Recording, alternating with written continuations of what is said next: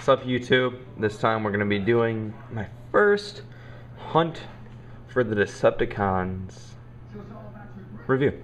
And I think it's my first scout review. This guy, I got some mixed feelings on. And of course, before our review, today's drink of the day is Pepsi 1 tag teaming with Metallica and Justice for All cup. And of course I have to take a drink, don't I? Thank you for that. Oh boy, love Pepsi 1. I've been drinking that as the drink of the day for a long time.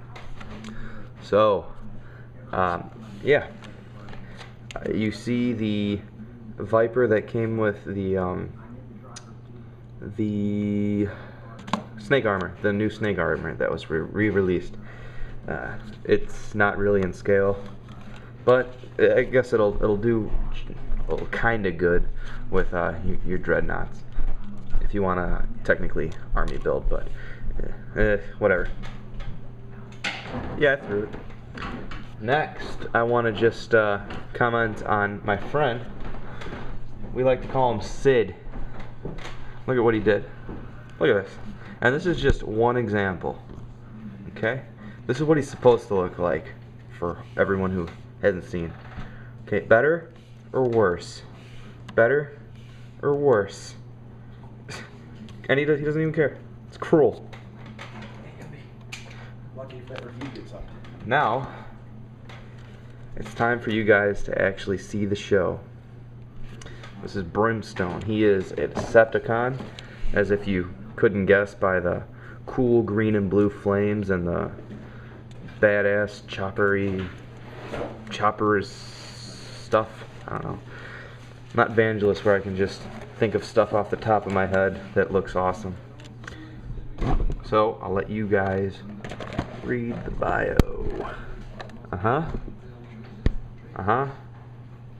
Oh, that was framed perfectly. And then there's this goofy self right there. There's his stats. Okay. I think he should be a little smarter than that. He is a motorcycle, after all. Alright. Time to start. He has that Gundam gray plastic. It's alright. Or not Gundam gray. The same mistake that I saw where I got that phrase from. It was the Games Workshop gray plastic. It's meh. I'd like some paint details, but it's supposed to be gray/silver anyway, so I mean, it's just a little disappointing since you can see that they had the paint on the toy, but they didn't have it on the actual gray.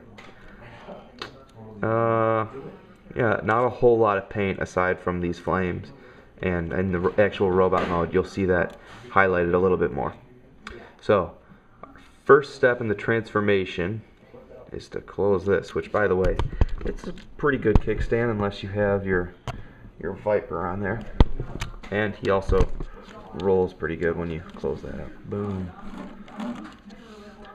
You know, you're not gonna get it to roll, so that's the best you can do. This does not turn, by the way, but with the transformation you can forgive that. Now this is something that I like and everybody likes. Wheel splits like that. And then that's when you can just pull that all apart. And now he's some kind of Terminator Salvation robot. So that's the first part. Now we're gonna split this whole engine block, and that's on a ball joint, so you can just plop that down and get it out of the way. Next, we're gonna take this, and of course unfold the engine block. I should have probably done that before. And then rotate this whole assembly down. So I'll just show that again because it was kind of sloppy. Take the seat and rotate this whole assembly down and plop that up, and it fits pretty good. I guess we'll just transform the legs now and then get that there. Take the foot, and we're starting to see him come to shape.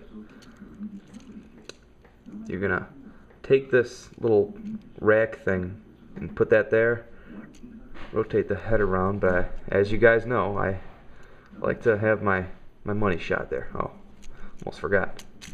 rotate that around. No? I guess we'll keep that there. Now you peg those in, rotate the handlebars, and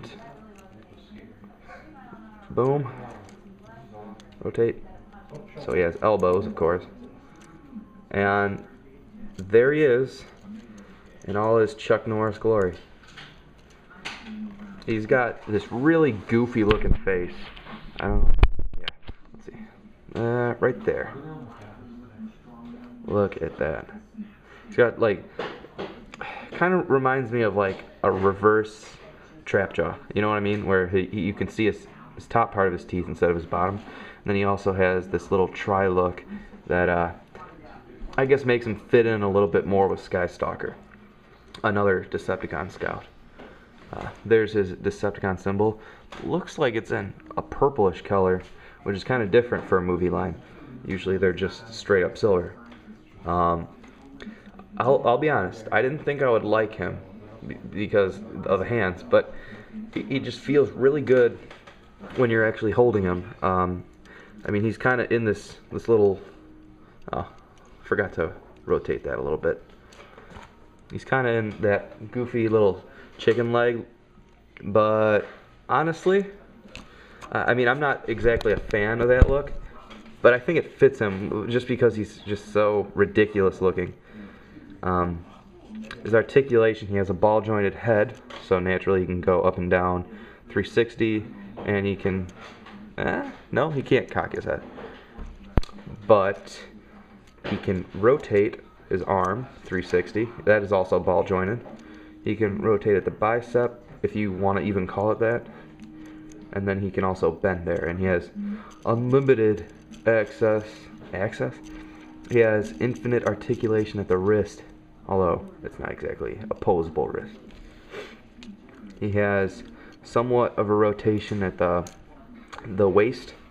If you pull that down, give him like a little tail, then he can have free range. But when you lock it in, you know, you can't really do that. Ball jointed hip. He has no swivel, which I don't really think matters for him, because I mean, you're not really gonna pose him. You're gonna keep him like this. I mean, not much you would want to do with him. He has a hinged like lower. It's weird. It's not an ankle, but it's not a knee. It's like at the shin. I guess you would call it a knee, but you would expect it to be there, but the knee is actually down here. And that's all you get with the articulation. Overall, if you don't like goofy, asymmetrical aesthetics with unorthodox appendages, I'd say pass on them. But if you like choppers, I'd say reconsider passing on him, because he does look good. He looks good. He's got this little hook toe. If you like Lockdown, you'll like him. So I'll just let you end the video like this. Also, he comes with a code that you can enter online to access hunt for the nest stuff. You know, nothing special. It's all for the kids. So I'm gonna actually let you go here and comment, rate, subscribe.